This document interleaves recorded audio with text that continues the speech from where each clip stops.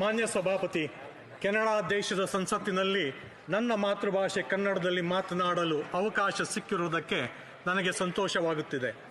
ಭಾರತ ದೇಶದ ಕರ್ನಾಟಕ ರಾಜ್ಯದ ತುಮಕೂರು ಜಿಲ್ಲೆಯ ಸಿರಾ ತಾಲೂಕಿನ ದ್ವಾರಳು ಗ್ರಾಮದ ವ್ಯಕ್ತಿಯೊಬ್ಬ ಕೆನಡಾದಲ್ಲಿ ಸಂಸತ್ ಸದಸ್ಯನಾಗಿ ಆಯ್ಕೆಯಾಗಿ ಮತ್ತು ಕನ್ನಡದಲ್ಲಿ ಮಾತನಾಡುವುದು ಸುಮಾರು 5 ಕೋಟಿ ಕನ್ನಡಿಗರಿಗೆ ಹೆಮ್ಮೆಯ ಕ್ಷಣವಾಗಿದೆ.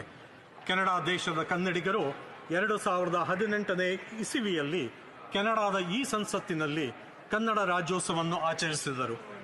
ರಾಷ್ಟ್ರಕವಿ ಕುವೆಂಪು ಬರೆದಿರುವ ಮತ್ತು ನಡಸಾರ್ವಭೌಮ ಡಾಕ್ಟರ್ ರಾಜ್ಕುಮಾರ್ ಹಾಡಿರುವ ಭಾವಗೀತೆಯ ಕೆಲವು ಪದಗಳೊಂದಿಗೆ ನನ್ನ ಹೇಳಿಕೆಯನ್ನು ಮುಗಿಸುತ್ತಿದ್ದೇನೆ. ಎಲ್ಲಾದರೂ ಇರು, ಎಂತಾದರೂ ಇರು, ಎಂದೆಂದಿಗೂ ನೀ ಕನ್ನಡವಾಗಿರು. ಧನ್ಯವಾದಗಳು ಸಭಾಪತಿ. The honourable member